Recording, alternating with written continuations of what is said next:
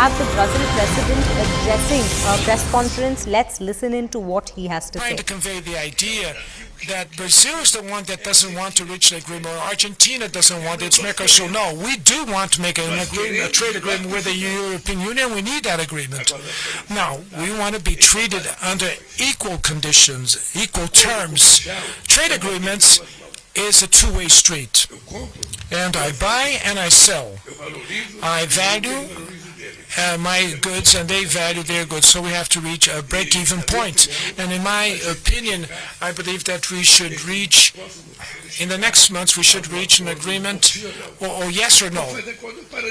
Or we don't reach an agreement, and nobody believes that we'll reach an agreement if we don't reach an agreement now after 22 years. So that's it. So that's why I think that these meetings are extremely important and very well. I'm free for another question, for the second question now. I have this side. Just a second, please, for the president to put his headset. Yeah. Presidente, está me ouvindo? Eu sou do Jornal da Índia Hoje. Eu quero fazer a pergunta em inglês. Muito bem. A minha pergunta é a seguinte. Right, so that was the Brazil president speaking about trade agreements and pointing out a very crucial aspect in it, which is the equality. You buy and you sell at the same time. That is what he said. And we have Aman Sharma joining us live on this broadcast. Aman, a very good morning to you. You know, the statement coming in from the Brazilian president right now, the importance of this statement, given the fact that we are constantly speculating on how China might have missed out on a lot of fronts at this G20 summit by not attending it. How are we looking at it? Absolutely. See, I would describe the India's G20 presidency and especially the G20 Leaders Summit as a big success by India. It has many successes to speak of, but I think 3-4 major, or rather 5 big takeaways. Number one, of course, is the Leaders' Declaration. See, the Leaders' Declaration, which has been achieved by full consensus by China, consensus by Russia, a Leaders' Declaration that has changed the terminology, says a war in Ukraine, and also mentions PM Modi's today's era must not be of war. Both these things mentioned in the joint declaration, I think it is a big deal because how the India has managed to negotiate this, how even the West has agreed to the language against Russia in a way, how if this declaration, for example, had not come, it would have been a big criticism, seen as a failure even. But I think the Prime Minister's leadership, and especially Mr. Amitabh Kant described it, that was Prime Minister's credibility and Prime Minister's stature that helped achieve this joint declaration is a major thing. You know, it has managed to make India emerge on the world stage as a leader, as a statesman, which has managed to even better the job what was happened in Bali last year in the last year's presidency. Also, I think the big move by India, which will also be an everlasting legacy for India, will be the African Union's entry into the G20. When we see that, the questions were always asked that when the European Union can be there, why can't the African Union be a part of G20? So I think that is also something that is seen as totally India's push to get the African Union into the G20, and that has earned the goodwill of Africa for India for many years and decades to come. Also, this huge push, I think, to climate finance, the whole Green Development Fund, which has been spoken about, the enhanced targets for funding by the developed nations. Also, we will see this play out in the COP, which will happen in UAE very soon. This impact of the G20's declaration on climate finance, and of course, the big announcement which came from Prime Minister Narendra Modi with world leaders by his side was the announcement of the India, Middle East, Europe connectivity corridor. Not just is this the biggest challenge to the BRI, the BJP leaders are now saying that Rahul Gandhi has been asking on foreign land that what is India's challenge to the BRI, what is India's counter to it. This is the counter to it. The government is now saying that something like the India, Middle East, Europe connectivity corridor could be a game changer in geopolitics. And of course, giving the complete isolation of China, I would say, in this summit, the Chinese president chose not to be a part of the Delhi summit, and it's now showing that it's completely his loss because India has managed to achieve a consensus statement even without the presence of the Chinese president. And the summit in a way is now showing that world has moved on from China. They have decided to invest heavily in SCO and BRICS, but China is basically going insular. It is out of the West dominated multilateral forums, and India in a way is taking the lead in these forums like the G20.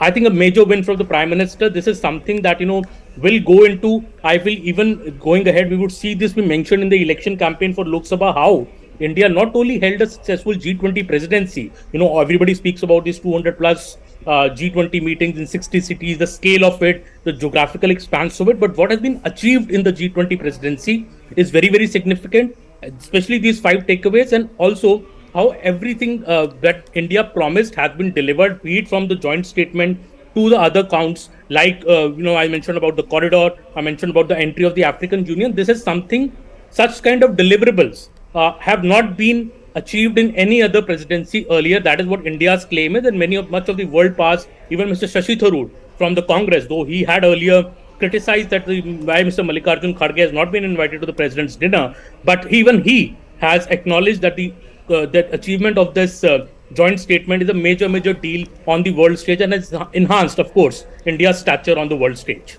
Absolutely, Aman. Aman, we will continue this conversation point by point regarding all the takeaways from the G20 summit, as we have been since the beginning of the segment. But right now, I want to get into the depth. We will show you the depths of how China was countered at this G20 summit. The very first point being Xi's absence underscored China's losing prominence. That is something we are seeing. All the leaders have been commenting on how China should definitely have attended this meeting, if not for the world, for themselves at least. China isolated on key issues such as war in Ukraine. So China's isolation is a point that we are constantly focusing on. Then the US, India engaged with nations and strengthened their stance. So I remember the Brazilian president had also said the importance of these meetings is at least you come here, you shake hands, and at least you meet the other leaders. So that is another thing they've missed. The IMEEC seen as a response to China's Belt and Road Initiative, that is the India, Middle East, Europe economic corridor that we are speaking of. It has come in as a block to challenge the Belt and Road Initiative of China. Then the criticism by the Chinese media indicated as China's discomfort. That is another big point that we are focusing on here. And the dynamics of the summit illustrated China's limited role.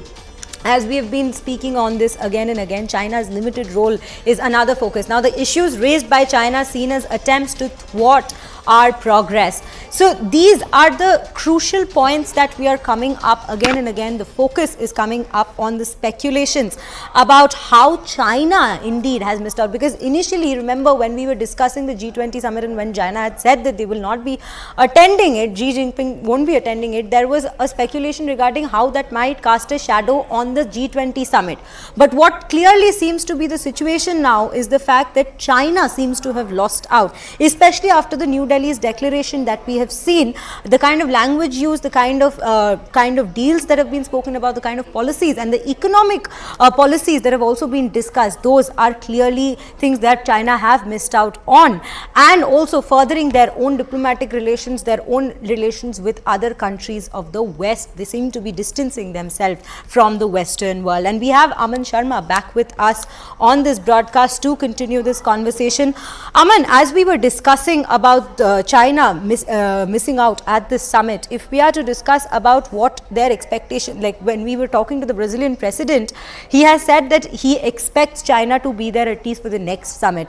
So how are we looking at this constant speculation that we are conducting, China missing the summit? Economically, how big is it a loss for them?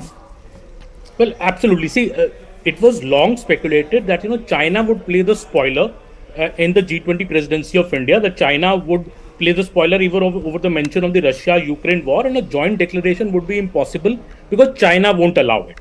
These fears were even escalated after the Chinese president kept the suspense on till the last 5-6 days of the summit, whether he will come, whether he will not come. Ultimately, China said that he will not come. So in a way, India was, and the world was in a way worried that what will happen because China is not there, and how will the joint declaration be achieved without China being present at the top level. But clearly India had other plans, and I think a lot of homework was done on this. The way the details have now come out, how the Sherpas under Mr. Amitabh Kant met and hammered out the full consensus on the leaders declaration, how every side's views were in a way accommodated, but at the same way I think a very firm declaration came. There was a change in some of the terminology when we say the war in Ukraine mentioned in this joint declaration against what was mentioned in Bali, the war against Ukraine. So some of the criticism is that why hasn't Russia been blamed directly for it? So in a way, both sides have been accommodated, but I think still achievement of a joint declaration is very, very significant. 37-page declaration, on every aspect being covered, right from climate change to the geopolitical situation to other very, very important issues like the corridor and the biofuels alliance being announced later by Prime Minister Narendra Modi, found a mention in the joint declaration also. I think very, very important things. And in a way, I think China would now feel that it really missed out, because China thought that by not sending its premier to the G20, maybe they will take the sheen away in a way from the summit. But I think that has not happened at all. In fact, exactly the opposite has happened. There seems to be a complete isolation of China. World leaders have also spoken about it now, that China is basically going out of the all West dominated multilateral forums. It is becoming almost a side player in that. The other nations are becoming central to, and especially India's role, and especially we have seen in the last 3 years, India has been involved in this LSE dispute and the border tensions with China.